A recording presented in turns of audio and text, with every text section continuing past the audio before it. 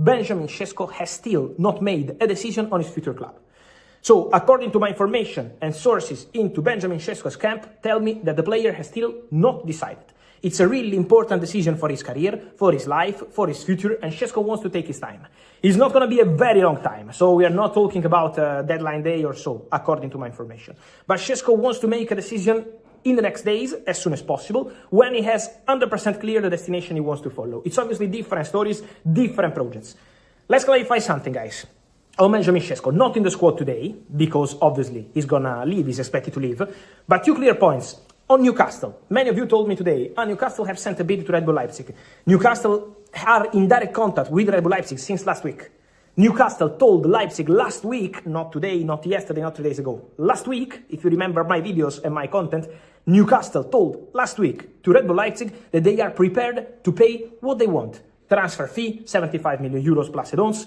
Give the player what he wants, contract, money, salary, commission, everything. So Newcastle are prepared to pay what it takes to sign Benjamin Sesko. It's 7 days that I'm telling you this, probably even more, probably 10, and I maintain my position. Newcastle are ready. If Sesko decides to go to Newcastle, they are ready. But Sesko, despite reports overnight, has still not decided. Manchester United, let me repeat once again, are still there as of today. Man United are still there, and yes, Newcastle have sent a bid, but they are in direct contact with Leipzig since last week, so it's not that the point. The point is the player, because Man United are still there, and I can tell you this afternoon that also Man United are still in direct contact with Red Bull Leipzig. Also, Man United are absolutely into this race. So both clubs are in the race with a different position, because Newcastle financially are ready to give everything they want to make the deal happen.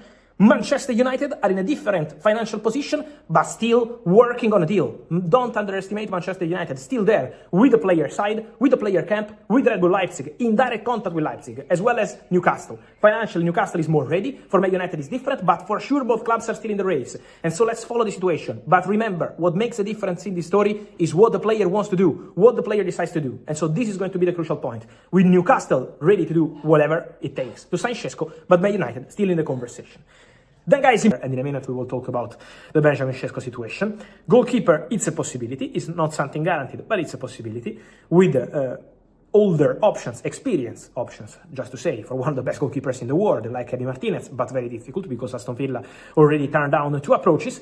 And then Lemmens from Royal Antwerp, with the opportunity for Manchester United to go for a younger goalkeeper, and also more options in terms of younger goalkeepers. So goalkeeper, striker priority. Goalkeeper as an option, not a guarantee, and as an option also midfielder, in case there is the opportunity. The links on Fermin Lopez. At the moment I'm told that there is nothing concrete into it. Also because, first point, Barcelona don't want to sell Fermin Lopez. Second point, any chance for Fermin Lopez to go this month is only in case the player goes to Barca, goes to the director Deco, goes to the coach Hansi Flick and says, I want to go, I want to leave. In that case, Barca can say, okay, let's find a solution. But Barcelona want to keep the player, Barcelona trust the player, Barcelona believe that their squad is perfect like this, so they don't want to do any changes. And also, at the moment, I'm not aware of Fermin Lopez telling Barcelona that he wants to go. Fermin didn't do that. Fermin is fully focused on Barca. So, important to clarify the situation of Fermin Lopez. And at the moment, also financially, I think even if all of this happens, the financial package for Fermin Lopez has to be a really special package. So, look, at the moment, nothing into it. And nothing really concrete into the Fermin story. If something happens, I will come here and clarify to you. Many questions also about Al Nassr and Bruno Fernandes as an option for the midfield. What's going on at Al Nassr? Now they have Portuguese directors, Portuguese coach, Jorge Jesus, who knows very well Bruno Fernandes, this obviously Portuguese legend, Cristiano Ronaldo, and this mentality around him, because now also João Felix joined. So this Portuguese identity is going strong at Al Nassr. But guys, I can tell you today that according to my information, there is nothing, zero, between Al Nassr and Bruno Fernandes. No offer to Manchester United, no offer to Bruno Fernandes, no negotiations ongoing, no talks. If they have a dream of Bruno Fernandes, I can imagine, because Bruno is one of the best players in the world, and it's normal to dream about these players. But at the moment, to talk about news, to talk about concrete things, Bruno already said no to Al Hilal at the beginning of the window. Bruno Fernandes is fully involved in the project of Manchester United. At the moment, there is nothing from Al Nassr, from what I can tell you. So I'm not aware of meetings. Someone said there was a meeting between Al Nassr directors and the Bruno Fernandes agent. No, guys, I'm not aware about that. So the situation is completely quiet around Bruno, full focus on Manchester United, full focus on the present, and so at the moment nothing more to add on Bruno Fernandes, also because I think, guys, to get rid of Bruno Fernandes with the 28 days to go to the end of the window and also a few days to go with the start of the Premier League would be absolutely shocking. So Man United and Bruno already decided in June to continue together, and at the moment Al Nassr, from what I heard, also financially are going on different kind of targets. To get Bruno probably would take something crazy, so at the moment not aware of that.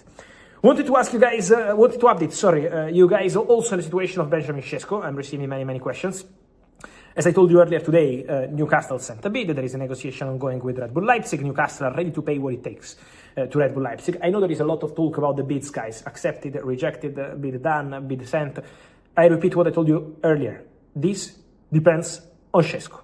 When Sesko will say, I want to go to this club, this story will take a clear direction. But the bids at the moment are not going to make the difference, because Newcastle are going to pay what is needed if Sesko decides to join them, and Manchester United are ready to bid and start the negotiation if Sesko decides to join them. So this depends on Benjamin Sesko. It's late night on Saturday, the night between Saturday and Sunday, and Sesko at the moment has still not decided. I told you on Tuesday it's not going to be tomorrow, on Wednesday it's not going to be tomorrow, on Friday it's not going to be tomorrow, on Thursday it's not going to be tomorrow. I keep repeating that story. But from now on, we are entering into really important stages. I can add two more factors, guys, to this story. Two small details. The first one, the agent of Sesko is now in Leipzig to speak directly with the player and also to help negotiations with Red Bull Leipzig. But he's now with the player, and so we are entering now into the decision time for Benjamin Sesko. He traveled there today after he closed another deal in the last 48 hours. So now, full focus on the Sesko decision. And then the other factor, Manchester United made clear to Red Bull Leipzig again on Saturday night that they will send a bid for Benjamin Sesko if the player will open doors to joining them. So Newcastle already put the money on the table, but since last week they told Leipzig, we are ready, we will pay. They told the agent, we are ready, we will pay. Now, Manchester United, after contact made a few days ago, told again tonight to Red Bull Leipzig, we are prepared to come and bid for Sesko. It's like saying, we are also here. It's not just Newcastle putting the money on the table. Newcastle are paying whatever it takes. And so obviously financially is a different position. But Man United are prepared to open talks. Man United are prepared to enter in the scene. Man United are prepared to bid. But if Benjamin Sesko decides to join them. Obviously, Manchester United feel that Benjamin Sesko is still deciding, has not decided to go to Newcastle. 24 hours ago, some reports from Slovenia were mentioning, okay, Sesko has decided he goes to Newcastle. Sesko has not decided yet. It's still 50-50. Newcastle, Man United, but United made new contact with Leipzig, and so this story is absolutely open between the two clubs. Then, guys, I wanted to say something quick also about Arsenal, because the market for Arsenal is not over yet. We will see what's going to happen with the Eberechi story in the next days and weeks after the release clause expired. But in terms of centre-backs, Mosquera joined, and we know that. It's a very good signing, very good talent. Saliba and Gabriel, obviously staying at the club. Jakub Kiwor, what happens with Jakub Kiwor? Keep an eye on Kiwor, because in July I can reveal to you that a bid from Portugal was turned down by Arsenal. So Arsenal rejected the bid. Arteta would love to keep the player. Arteta loves Kiwor. His mentality, his approach, he's always ready when needed.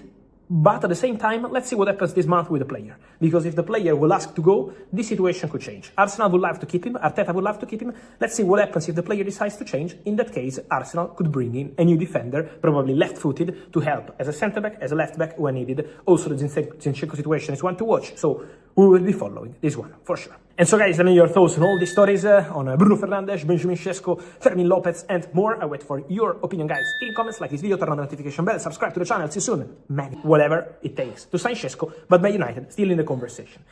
Then, guys, important to mention also one thing. This story will obviously impact Alexander Isak, can impact Alexander Isak, because if Newcastle get a top replacement like Sesko or any other they can find in the market, but it's not that easy, for Alexander Isak it can be easier to go to Liverpool. Otherwise, Newcastle can keep their doors closed. But saying that Liverpool will not bid anymore, guys, if Newcastle will open doors to the exit of Alexander Isak because they sign Sesko or because they sign another striker or any other case, Liverpool will be there. Liverpool will bid and Liverpool will go for Isak. If Newcastle will open doors. If Newcastle don't open their doors, obviously it's pointless to bid if a club don't want to sell. So that's the real point around Alexander Isak. That's why we have to wait and see what's going to happen next, with Newcastle being the crucial part of the story. Why not Sesko? The crucial part of the story is what the player decides to do. On Alexander Isak, the crucial part of the story is what Newcastle want to do. So that's the real point.